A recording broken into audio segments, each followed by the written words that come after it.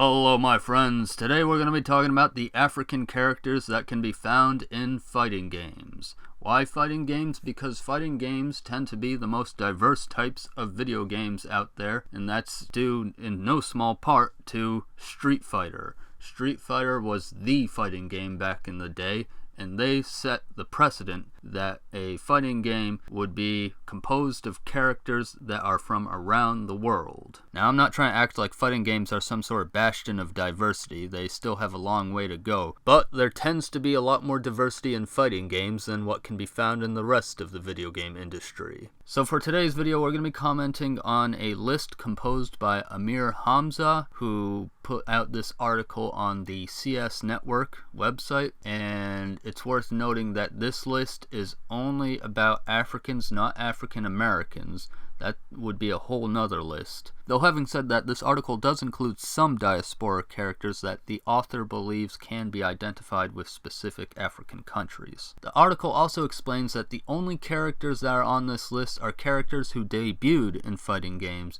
so it does not include characters from games like Injustice or Marvel vs. Capcom or Smash Brothers. P.S. I just decided that this video will also be a tier list because I remembered that some of my viewers would like to see some tier lists on the channel, so that's what we're doing. And there's one more thing I need to add. After recording the audio for this video, I realized how long it was, and therefore this is going to be a two-part video, and this first part that we're showing today is just going to be the Egyptian characters, because Egypt is represented by a lot more characters on this list than any other African country. Alrighty, so the first country they start off with on this list is Egypt, and the first character to represent Egypt on the list is Master Mummy from ARMS. Now, I've had a chance to play ARMS on several occasions, and I did play Master Mummy specifically. He's a pretty good character from what I remember. He wasn't my favorite, but I definitely played him a good bit. And as for what I think about him in terms of design and all that, it's a good design. I think it's a good video game design character. But do I think it shows Egyptian culture very well? It's pretty much bare minimum, you know.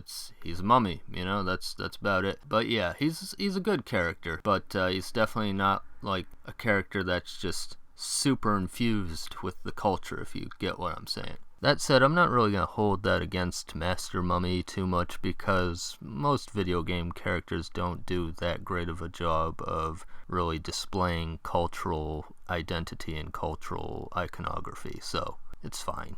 It's fine. And actually, here's a good reason why it's fine, because our next character is Allison III from Breakers. Yeah, I don't like this design. It does not look good, man. Just the art style sucks in general, in my opinion. Definitely prefer the art style they're going with in ARMS.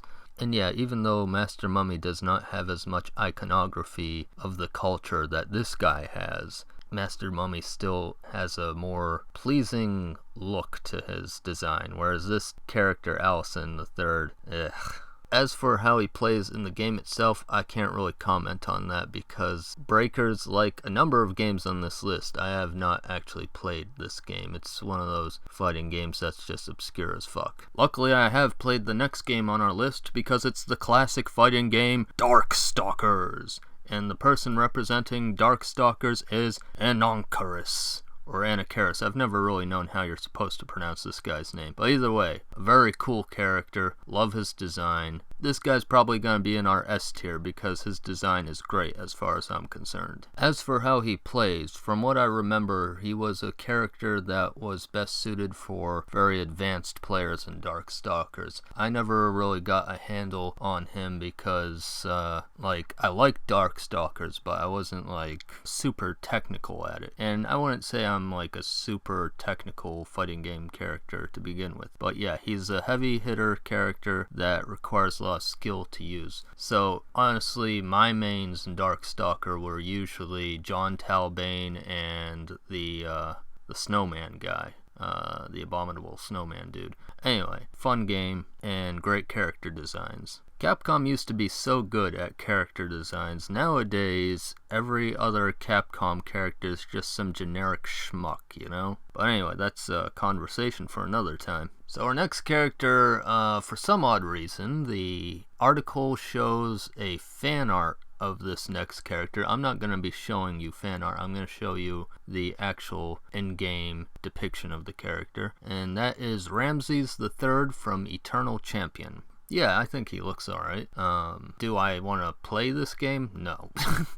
But this list isn't about ranking games or commenting so much on the games themselves. It's more so about me just talking about the design of the characters. And the design of this guy, Ramesses III, looks fine. Moving on. And the character we move to is Rocky from King of Monsters, which is an SNK game I'd never even heard of until just now. Yeah, so it's about a bunch of monsters that fight each other. Rocky looks very generic. I don't have a problem with rock golems. Rock golems are cool, but man, this design does not inspire anything. It's definitely going to be a low tier for me. Okay. Next up, we have quite a shitbag, and that is TT from Martial Champion, a whitewashed Egyptian character. So, yeah, did white people exist in Egypt? Sure. Were they the base population? Fuck no. If you're gonna represent Egypt, you don't represent Egypt with a white person, alright? So, this is going in the tier of R, which is below F, and the R, of course, stands for racist. Now, let's move on to an infinitely better character, Imhotep from Omen of Sorrow.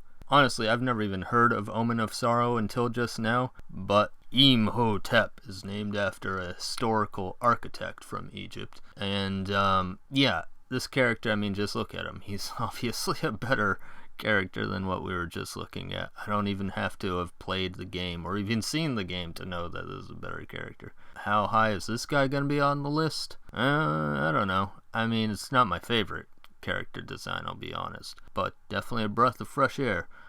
Which is weird to say about a mummy, huh?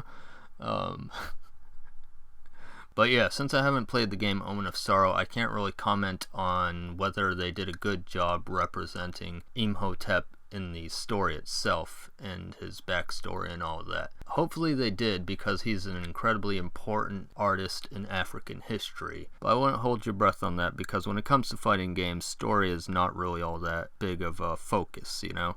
Up next is Eliza from Skullgirls. Now, Skullgirls is a fighting game that I very much would like to play. Unlike a lot of the other fighting games on this list that I haven't played, Skullgirls is definitely something that looks really fun, and I would definitely give it a try if I had the chance.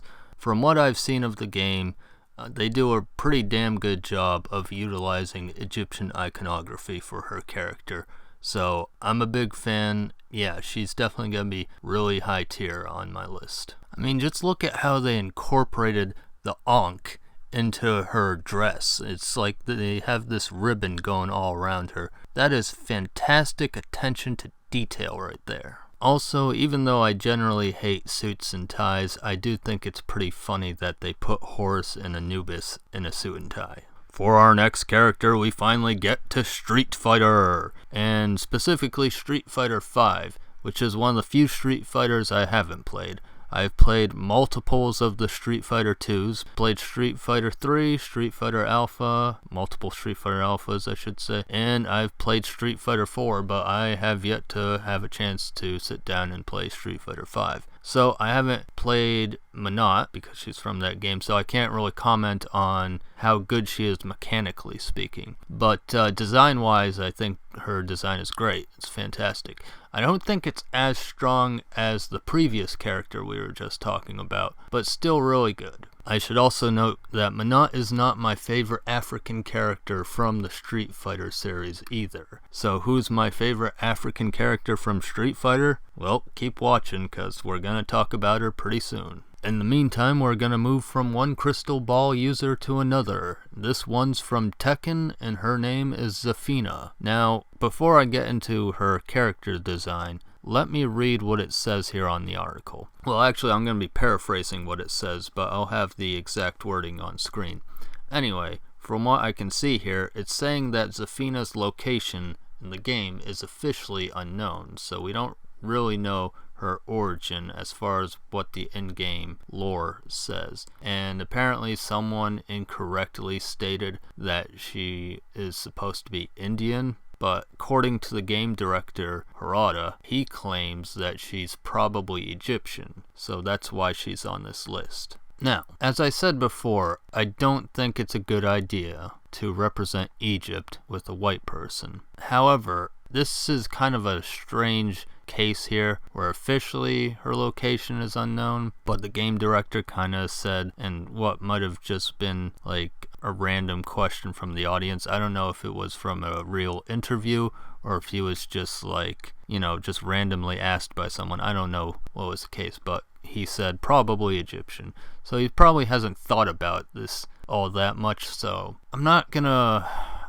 throw Zafina right into the R tier, but I'll probably put her pretty low, either F or D, I don't know. But yeah, and the other factor in that is Tekken is a game that takes place in more modern times, and Egypt is obviously a lot more diverse in modern times than it was in ancient times. So I'm gonna give some leeway here. I'm not gonna call this character a racist whitewash, but it's a poor decision if she really is supposed to be from Egypt. But yeah, outside of the whole race issue, her design actually isn't that bad. It's just, you know, they really shouldn't consider this character an Egyptian character, in my opinion. Anyway, we're not done with Tekken yet, because apparently the Tekken games have another Egyptian-themed character, and his name is Zazzle, and that is a very odd choice of name, because, so I saw that name and I was like, doesn't sound familiar. So I did a quick Google search, and supposedly Zazzle is like a Jewish demon. Now, if you can't tell, today's episode is meant to be kind of a casual video for me, so I didn't feel like doing a deep dive into Jewish mythology right now. But yeah, apparently he's some kind of